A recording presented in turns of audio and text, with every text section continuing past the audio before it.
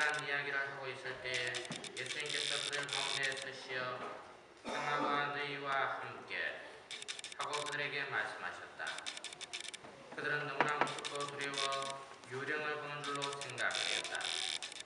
그러자 예수님께서 그들에게 이르셨다. 왜 놀라느냐? 어찌하여 너희 마음에 여러 가지 의욕이 있느냐? 내 손과 내 발을 보아라. 바로 나다. 나를 만져보아라. 유령은 살과 뼈가 없지만 나는 너희도 보다시피 살과 뼈가 있다. 이렇게 말씀하시고 나서 그들에게 당신의 손과 발을 보여주셨다. 그들은 너무 기쁜 나머지 아직도 믿지 못하고 놀라워하는데 예수님께서 그들에게 여기에 먹을 것이 좀 있느냐 하고 물으셨다. 그들이 구운 물고기 한 토막을 드리자 예수님께서는 그것을 받아 그들 앞에서 잡수셨다. 그리고 그들에게 이르셨다. 내가 전에 너희와 함께 있을 때에 말한 것처럼 나에 관하여 모세의 율법과 예언서와 시편에 기록된 모든 것이 다 이루어져야 한다. 그때 예수님께서는 그들의 마음을 여시어 성경을 깨닫게 해주셨다. 이어서 그들에게 이르셨다. 성경에 기록된 대로 그리스도는 고난을 겪고 사흘 만에 죽은 이들 가운데서 다시 살아나야 한다.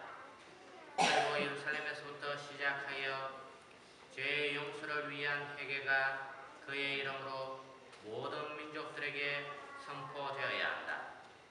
너희는 이 일의 증인이다. 주님의 말씀입니다. 그리스도님 찬양합니다. 예수님, 연단을 잘 지내셨습니까? 네. 한 청년이 있었습니다. 어떤 예쁜 아가씨가 있었는데 이 아가씨를 굉장히 사모했어요. 근데 이 아가씨는 이 청년을 만나주지 않았습니다. 그래서 여러 번 구애한 끝에 마침내 데이트를 하게 되었습니다. 정말 가슴 떨리는 그런 마음으로 첫 데이트를 하게 되었는데 이 청년은 자리에 앉자마자 주머니에서 뭔가를 꺼냈습니다. 뭐냐면 그 아가씨에 대한 그리움, 사랑 뭐 이런 내용의 일기였습니다. 그래서 계속해서 이 내용들을 읽기를 시작했습니다. 10분, 20분, 30분 넘게. 그러자 이 아가씨가 화를 내면서 참 별 어리석은 사람이 다 있다. 내가 지금 바로 옆에 있는데 왜 거기에 일기장에 있는 그 내용들은 전부 나에 대한 그리움, 사랑에 대한 이야기인데 내가 지금 바로 옆에 있는데 왜 그런 것만 쓸데없이 읽느냐. 당신처럼 멍청한 사람은 처음 봤다. 이렇게 이야기하면서 가버렸다고 합니다. 그렇죠, 그죠? 첫 데이트할 때 한 번 정도 뭐 내용들을 시를 읽는 건 좋은데 계속해서 그 사람에 대한 이야기, 뭐 그리움, 사랑 이런 것들을 계속해서 읽기만 한다면 얼마나 답답한 일입니까? 거기서 뭐 커피도 마시고 맛있는 식사도 하고 재밌게 데이트도 하고 이렇게 해서 하루를 즐겁게 보내야 되는데 이 사람은 뭔가 자기 어떤 생각 여기에 빠져있었던 것 같아요. 우리도 마찬가지입니다. 오늘 본문에 보면 예수님께서 이제 부활을 하셨는데 내 손과 발을 보아라.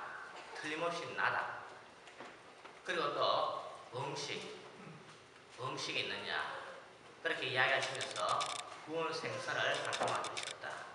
그래서 이 부활 사건은 만들어낸 허구가 아니라 또 유령이 아니라 실제 우리에게 일어난 그런 사건이라는 거예요. 그래서 예수님께서는 제자들에게 내 손과 발을 만져봐라. 유령은 형체가 없겠지만 나는 틀림없이 이렇게 뼈와 살이 있다. 분명 나다. 그리고 또 당신이 죽음에서 살아난 그런 분임을 드러내기 위해서 유령이 음식을 먹을 수 있겠어요? 못 먹겠죠, 그죠? 근데 예수님은 직접 이 음식까지 드시면서 당신이 참으로 부활하셨음을 우리에게 보여주고 계시는 것입니다. 제가 아까 그 예화를 이야기한 이유가 뭐냐면 그렇습니다. 이 부활은 실제 우리 주위에 있는 그런 일이고 실제 우리가 느끼고 깨달아야 한다. 근데 그것을 하지 못하고 정말 부활이 있을까? 하나님에 대해서 계속 연구만 하고 책만 보고 머리로 이해하려고 하면 하나님에 대해서 그리스도의 부활에 대해서 우리가 제대로 알지 못한다는 것입니다. 예수님은 실제로 부활하셨고 우리의 삶 가운데서 예수님의 부활을 우리가 느끼고 깨달아야 한다는 것입니다. 마음속 깊이. 여러분들이 일을 할 때 아니면 사람들을 만날 때 길을 걸어갈 때 아니면 또 특별히 은혜로운 그런 체험들을 했을 때 그런 가운데서 예수님의 부활을 느끼고 깨달아야 합니다.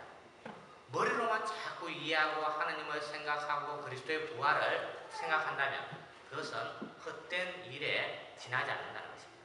예수님의 제자들이 실제로 예수님을 보고 만지고 음식을 드시는 것을 보고 예수님께서 참으로 부활하셨음을 알았듯이 우리도 우리 삶 가운데서 예수님의 부활을 실제로 느끼고 깨달아야 한다는 것입니다.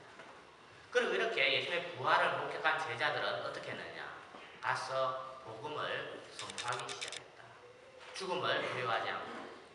우리도 마찬가지로 예수님의 부활을 느끼고 깨달았다면 내 혼자 마음속에 오이 간직하고 있어서는 안 됩니다. 이것을 모든 사람들이 예수님께서 참으로 부활하셨다. 이 사건을 모든 이들에게 선포하고 알릴 그런 책임이 있다는 것입니다. 그런데 우리는 왜 복음을 선포하지 않습니까? 그리스도의 그 기쁜 소식을 전하지 않습니까? 이렇게 물으면 크게 두 가지로 대답을 합니다. 아는 게 없다. 내가 아는 게 있어야지 뭐 선포를 하지. 아는 게 없어서 못한다. 또 둘째는 나 같은 죄인이 어떻게 그런 복음을 전하겠느냐. 난 죄가 많아서 그런 것을 말할 자격이 없다. 이렇게 이야기합니다. 자, 첫 번째 아는 게 없다. 이렇게 이야기하는데 자, 오늘 일독서에 보면 베드로 사도가 나옵니다. 베드로 사도의 직업이 뭐였어요? 어부였습니다. 많이 배우지 못했어요. 그런데도 예수님의 부활을 목격하고 어떻게 됐습니까? 가서 모든 사람들에게 그리스도의 복음을 부활의 기쁜 소식을 모든 사람들에게 선포하기 시작했습니다. 베드로도 겁장이었어요. 예수님께 달려 돌아가실 때 3번이나 모른다고 부인을 했습니다. 그런데 이렇게 예수님의 부활을 목격하고 난 뒤에는 죽음을 두려워하지 않고 모든 사람들에게 당당하게 복음을 선포했습니다. 그래서 우리가 복음을 선포하지 않는 것은 교리를 예수님에 대해서 모르기 때문이 아니라 부활에 대해서 예수님에 대해서 믿음과 확신이 부족하기 때문에 그래서 우리가 복음을 선포하지 못한다는 것입니다.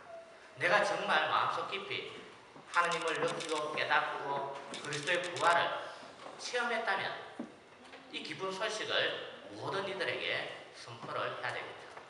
또 두 번째, 죄인이기 때문에 내가 못한다 이런 얘기를 하는데 우리 가운데 죄를 안 짓는 사람이 누가 있습니까? 의인이 있습니까?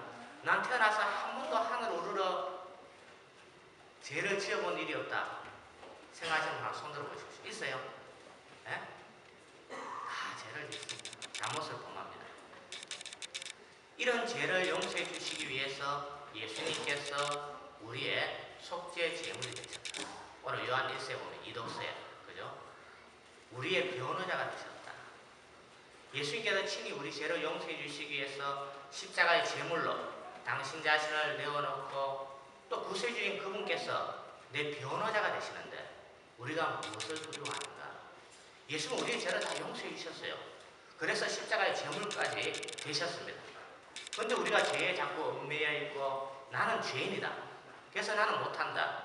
나 같은 죄인이 어떻게 그리스도의 복음을 전하는가? 이것은 자기 생각에 지나지 않는다는 것입니다. 우리는 죄인이고 우리의 모든 죄를 예수님께서 용서해 주셨습니다. 그럼 우리가 이것을 믿고 나는 이제 새롭게 태어난 하나님의 자녀고 그리고 이 구원의 기쁜 소식을 모든 사람들에게 선포할 그런 의무가 있다는 것입니다. 아시겠어요? 네.